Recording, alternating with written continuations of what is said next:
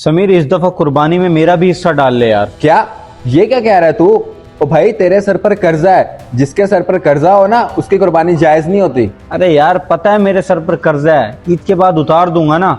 तुझे तो पैसे दूंगा, तुझे क्यों एतराज है? और मुझे क्यों एतराज होगा? मैं तो तुझे दीन की बात बता रहा हूँ। पहले तू अपना कर्जा उतार ले, फिर भी अगर गुंजाइश बचे तो कर ले कुर्बानी। ओ भाई तेरी बात ठीक है, 100% ठीक है, लेकिन मैंने जिसका कर्जा देना था उससे मेरी बात हो गई है। उन्होंने कह दिया ईद के बाद दे दें कर्जा।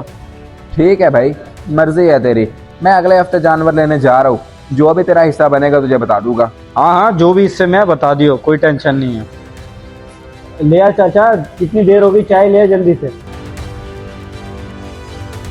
और भाई तुझे कहा भी था कुर्बानी करनी है, मैंने टाइम पे पैसे दे दियो, अभी तक तो देने नहीं आया। सिद्दीक भाई आप मेरे बड़े भाई जैसे हैं। वो बात दरअसल ये है कि मैंने कुर्बानी में हिस्सा डाल दिया है। एक साल में एक दफा तो आती है, आपको पता नेक अमल है। नेक अमल कर रहा है तो अपने पैसे से करना, उधार के पैसे से नहीं क्या कमाएगा क्या? अब सिद्दीक भाई मेरी बात तो सुने। अबे तू मेरी बात सुन, जब पैसे वापस करने थे कुर्बानी में हिस्सा क्यों डाला? यार सिद्दीक भाई बात दरअसल ये है कि मेरे कजन वगैरह कुर्बानी कर रहे हैं, तो वो मुझसे भी पूछते कि भाई हम कर रहे हैं तो आप क्यों नहीं कर रहे।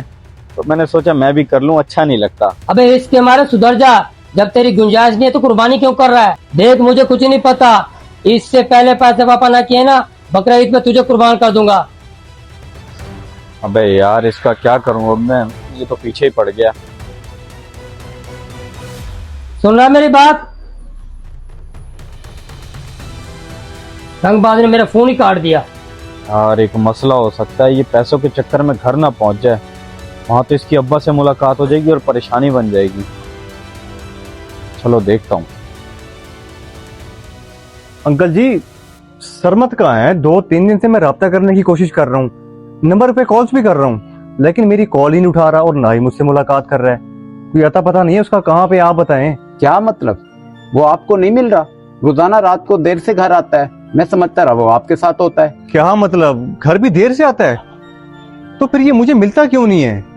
हाँ अब मुझे समझ आई, उसने मेरे देने पैसे और वो जानबूझ के मुझसे छुपता फिर रहा है। पैसे? लेकिन ऐसी क्या मजबूरी थी जो आपसे उसने उधार ले ली? अंकल जी मुझे पता नहीं है उसने पैसे कहाँ खर्च किए और क्यों लिए। मैंने उसको अपना अच्छा दोस्त समझ के उसको पैसे दे दिए ताकि उसकी मदद हो जाए, लेकिन उसने क्या किया ड्रामा मेरे साथ, ना मुझे मिल रहा है और ना ही मेरे पैसे वापस कर रहा है। बेटा ऐसा बोलो, मोहल्ले में हमारी इज्जत है। वो आता है ना, मैं उसे समझाता हूँ और उसे कहता हूँ फौरन जाकर उसके पैसे वापस दे। ठीक है अंकल जी, आपकी उम्र का लिहाज करते मैं चला जाता हूँ, लेकिन मेरी एक बात याद रखिएगा, आपके बेटे ने अच्छा नहीं किया मेरे साथ, तो मेरी शराफत का नाजायज फायदा उठाया है। अगली दफा जब मैं आऊंगा तो पैसे लिए बगैर मैं यहाँ से वापस नहीं जाऊंगा, बता रहा हूँ मैं आपको।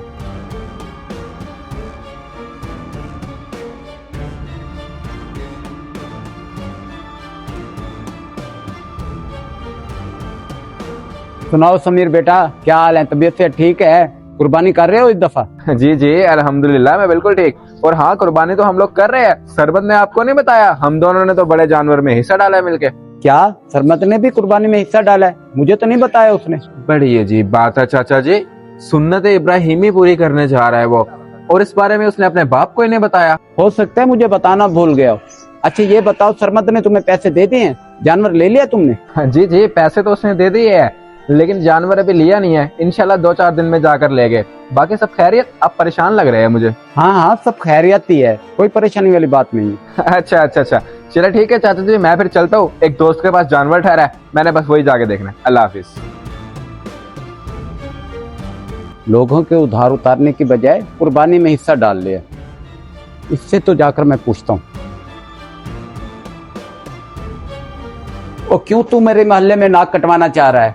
लोगों से कर्जा लिया हुआ है, वो बार बार दरवाजे पे मांगने आ रहे हैं, और तो और अभी मुझे समीर ने बताया कि तू कुर्बानी में हिस्सा डाल रहा है। क्या ये बात सच है?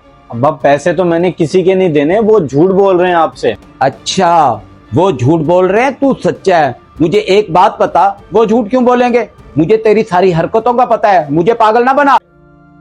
हाँ अब्बा ये सच है, मैंने उनसे उधार लिया था, लेकिन मैंने कुर्बानी में हिस्सा यूं डाला है, वो कजन वगैरह भी कुर्बानी कर रहे थे, तो मैंने सोचा अच्छा नहीं लगता, मैं भी कुर्बानी कर लेता हूँ और इन्हें बकरा ईद के बाद उधार वापसी कर दूंगा। मुझे एक बात बता, तू छोटा बच्चा है क्या?